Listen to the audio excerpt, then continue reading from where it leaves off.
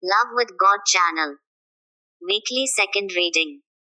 எபேசியர் அதிகாரம் 3, இறைவார்த்தைகள் 2-3 மற்றும் 5-6 வரை. உங்கள் நலனுக்காக கடவுளின் அருளால் எனக்களிக்கப்பட்ட பொறுப்பை பற்றி கேள்விப்பட்டிருப்பீர்கள் என எண்ணுகிறேன். அந்த மறைபொருள் எனக்கு இறை வெளிப்பாட்டின் வழியாகவே தெரியப்படுத்தப்பட்டது. அதைப் பற்றி நான் ஏற்கெனவே சுருக்கமாக உங்களுக்கு எழுதியிருக்கிறேன்.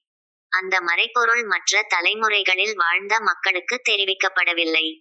ஆனால் இப்போது தூய ஆவி வழியாக தூய திருத்தூதருக்கும் இறைவாக்கினருக்கும் வெளிப்படுத்தப்பட்டுள்ளது.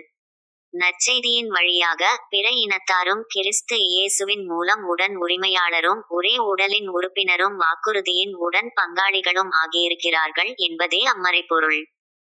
இது ஆண்டவர் வழங்கும் அருள்வாக்கு. இறைவா, உமக்கு நன்றி.